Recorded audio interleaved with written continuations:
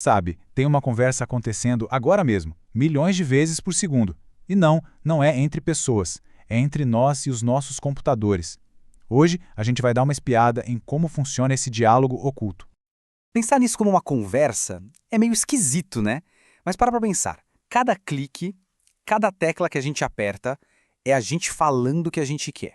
E quando o computador responde com o resultado de busca ou, sei lá, uma mensagem de erro, ele está respondendo. É a outra parte do papo. Mas olha, no comecinho de tudo, essa conversa era, nossa, quase impossível. Os primeiros computadores falavam uma língua que quase ninguém entendia. E esse era o grande problema, né? A barreira principal. O desafio, então, era gigante.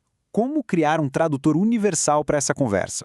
E é aí que a gente entra na primeira parte da nossa análise de hoje. Quem é que faz um meio de campo nessa conversa? Essa ponte é o que a gente chama de interface do usuário, a famosa UI. E olha, não é só sobre botões e menus, não. Pensa assim, a UI é o que traduz uma coisa super-humana, tipo arrastar um ícone na tela, em comandos que a máquina de fato entende. É como se fosse a nossa gramática, o nosso vocabulário em comum. Só que, né, como em qualquer bom papo, às vezes a comunicação falha. E tem um jeito bem frustrante disso acontecer que com certeza todo mundo aqui já passou. E olha só que legal isso aqui. Isso captura uma frustração que é de todo mundo, até de quem programa. Receber uma mensagem tipo token inesperado é o computador basicamente virando e falando: hã? Não entendi. E só, sem dar nenhuma pista do porquê. É uma resposta que não ajuda em nada, quebra totalmente a conversa. E isso leva a um ponto super importante que os próprios desenvolvedores levantam. A mensagem de erro, ela mesma, é uma interface de usuário. Pensa bem, se a máquina não consegue explicar direito o que deu errado, a conversa simplesmente morre ali. Então a qualidade dessa explicação do computador é fundamental. A diferença aqui é gritante, né? De um lado, uma resposta toda confusa que só serve para frustrar e parar tudo. Do outro, uma resposta que ajuda de verdade, que dá clareza e deixa a conversa seguir. No fim das contas, uma boa comunicação precisa de contexto. Simples assim. Ok, até agora a gente falou muito do nosso lado da conversa. Mas e a máquina? Como é que ela escuta e entende o que a gente diz? Para descobrir isso, a gente precisa mergulhar na língua nativa dela. Então, todo processador tem o que a gente chama de arquitetura do conjunto de instruções, ou ISA. Pensa no ISA como se fosse o vocabulário básico que já vem de fábrica no cérebro da máquina. Cada palavra nesse vocabulário é uma ação super fundamental, tipo somar dois números, subtrair ou pegar um dado daqui e levar para lá. E por um bom tempo, parecia que esse assunto de criar novos ISAs estava resolvido. As gigantes da tecnologia tinham os seus e pronto, fim de papo. Só que lá por 2010, a coisa mudou. Ficou óbvio que o mundo precisava de uma língua nova. Uma língua que fosse aberta, moderna e que servisse para tudo, desde um reloginho inteligente no pulso até um supercomputador. E é exatamente aí que entra o RISC-V. Ele é o exemplo perfeito de como essa língua fundamental da máquina foi totalmente reinventada para o nosso mundo de hoje. A grande sacada do RISC-V é a modularidade. Em vez de ser aquele dicionário antigo, gigante, que não dá para mudar nada, ele funciona mais como um alfabeto, com umas regrinhas básicas. A partir daí, dá para ir adicionando letras novas, que são as extensões, para ensinar o processador a fazer coisas novas. E o melhor, tudo de um jeito aberto e de graça. Dá uma olhada em algumas dessas letras funcionando na prática. O I, por exemplo, é o vocabulário básico para lidar com números inteiros.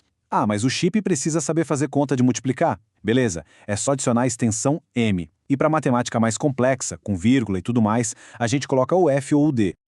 E é assim, juntando essas letrinhas, que a gente descreve exatamente o que um processador sabe falar.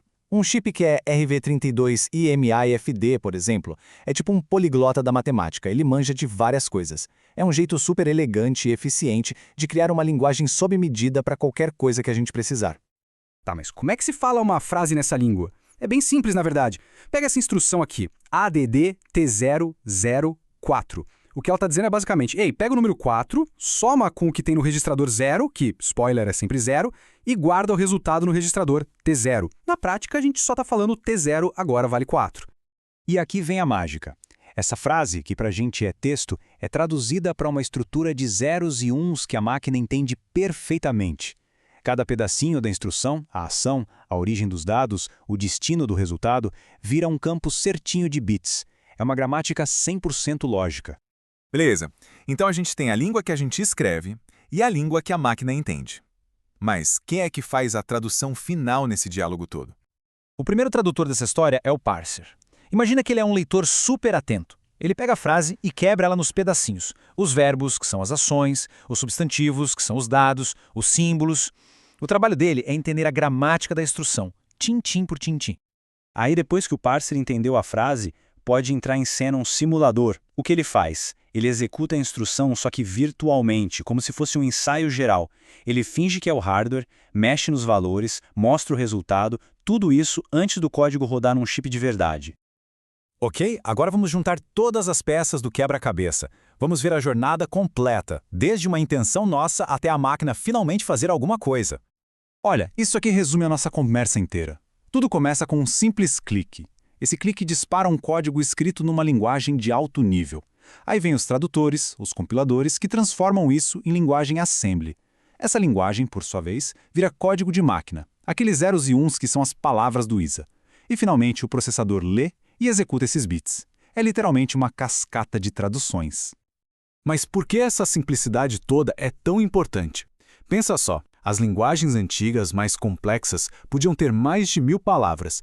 Isso deixava os processadores super complexos e, pior, gastando uma energia danada. É a eficiência de uma linguagem como o RISC-V que faz a bateria do celular durar o dia inteiro, sabe? Uma linguagem enxuta é simplesmente essencial para o nosso mundo. E, para fechar, fica aqui uma reflexão. Toda essa complexidade maluca acontece por baixo dos panos só para permitir uma conversa que, na superfície, parece super simples. Mas, conforme a inteligência artificial avança, será que a próxima grande revolução não vai ser uma linguagem com muito menos camadas de tradução?